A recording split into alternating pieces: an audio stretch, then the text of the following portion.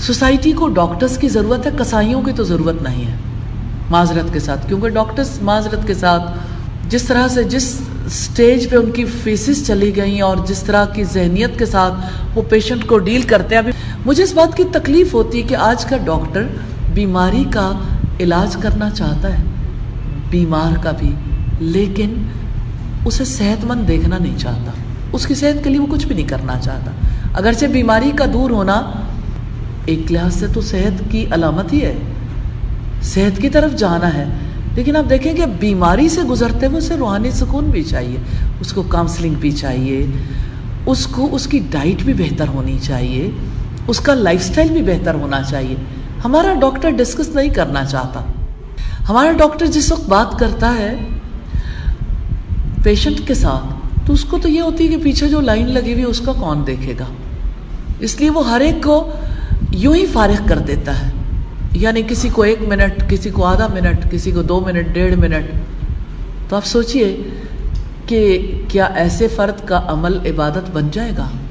جس میں وہ توجہ ہی نہیں دے پا رہا؟ شفا اس کا مطمع نظر نہیں ہے، اس کا مطمع نظر یہ ہے کہ میری فیس مجھے مل جائے، اور اگر اس میڈیسن سے کوئی فائدہ ہوتا ہے ہو جائے، نہ ہو اس کو بعد میں کسی اینٹی بائیوٹک کا ریاکشن ہو جائے، اس کو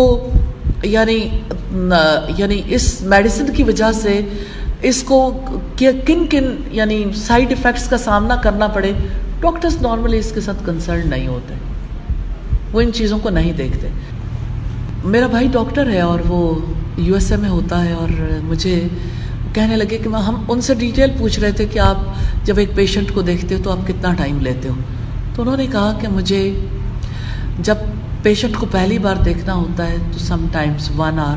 1.5 hour اس کی ہسٹری، اس کا پورے طریقے سے مجھے جب اسے آبزرو کرنا ہوتا ہے تو مجھے اتنا ٹائم اسے ضرور دینا ہوتا ہے۔ اس کے بعد جب وہ مسلسل اس کا سلسلہ شروع ہو جاتا ہے، بعد میں وہ ٹائم کم ہوتا ہے، لیکن every time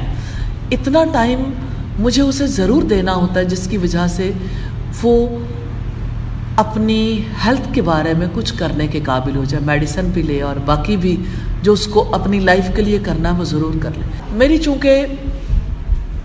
university of health sciences میں ہماری ڈسکشن ہو رہی تھی، وہاں پہ پاکستان کی جو بڑی میڈیکل یونیورسٹیز ہیں ان کے وائس چانسلر بھی موجود تھے، اور یعنی ان کے ساتھ میری سب کے ساتھ تو براہ راست بات چیت نہیں ہوئی، لیکن ایک سیمینار تھا جس میں ہم نے شرکت کی، اور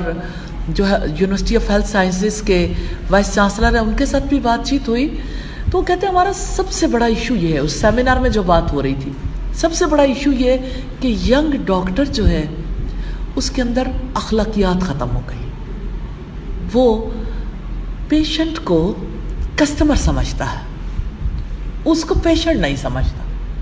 اپنی ذمہ داری نہیں لیتا، اور دوسری چیزوں کے جو کسٹمر ہیں ان کو خوش کرنے کی کوشش کی جاتی ہے۔ انفارچونیٹلی یہاں تو اس کو کسٹمر کا درجہ بھی نہیں دیا جاتا۔ یہ وہ چیز ہے